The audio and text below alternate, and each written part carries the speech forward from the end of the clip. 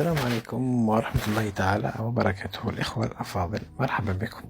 قضية قطار غارج بلاد، تمام، بالشرطين دوف. شوف، هذه الحملة الشديدة التي تلته دليل على ماذا؟ على الخيانة المؤكدة والمؤصلة. بمعنى، اعتبر الآن لو أن فيه قطار سكة حديدية من دمشق إلى مكة المكرمة، هي المسافة حوالي 1500 كيلومتر. يعني ألا يعتبر إنجازا عظيما؟ ألا ترى التيار السلفي أقام الدنيا ولم يقعدها، يعني قلب الدنيا ولم يوقفها أبدا. يقول لك شوف الإنجازات، شوف سوريا ماذا قدمت، شوف السعودية ماذا قدمت، شوف ولاة الأمور تمام. هل شفت واحد منهم يتبنى هذا المشروع؟ تمام. النقطة الأخرى، شفنا التيارات التي تدعي الوطنية أو تدعي أنها قومية أو تتبنى قومية أو إثنية معينة تحارب المشروع، بدل أن تتبنى المشروع، بدل أن تفتخر به. لماذا؟ لأن هذا المشروع له 3 أبعاد. البعد الأول البعد الاستراتيجي. السلطان عبد الحميد لما أدرك أن الخلافة ستسقط، يعني بماذا أراد أن يربط الخلافة من جديد؟ بسكة الحجاز، قطار ينطلق من اسطنبول إلى مكة المكرمة. فالآن مثلا قارني لما بين العاصمة وقسنطينة ووهران، لماذا تحس بالمسافة قريبة؟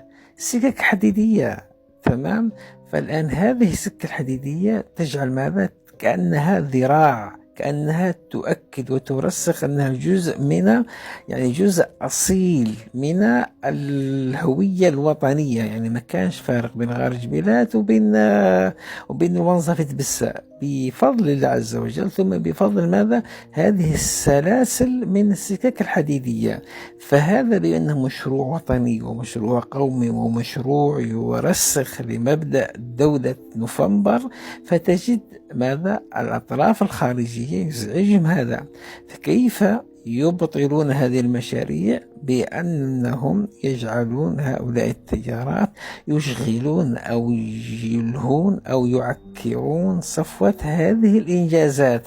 فبمجرد أنك تعرف أن مسافة 1500 كيلومتر أنجزت في مدى 24 شهر، هذا إنجاز قياسي، هذا إنجاز يعني لم يحصل في أي دولة في العالم، تمام. فالجزئية الأولى التي نتكلم عليها يعني بعد الاستراتيجية، أن هؤلاء الذين يهاجمون السكة ويركزون على الألوان هم جزء من المشروع الغربي لضرب ماذا؟ كل ما هو جزائري، على شاكل ذلك الشخص اللي جاء وسب التلفزة الجزائرية لأنها تتكلم على دولة معينة، تمام. وبينما الأطراف الذين يهاجمون الجزائر يعتبروه أمر عادي. هذا ما أردت باختصار شديد في هذه الجزئية، وإن شاء الله تعالى نتكلم عن جزئيتين أخريتين لقضية السكة الحديدية إن شاء الله. لكم مني جزيل شكر، والسلام عليكم ورحمة الله تعالى وبركاته.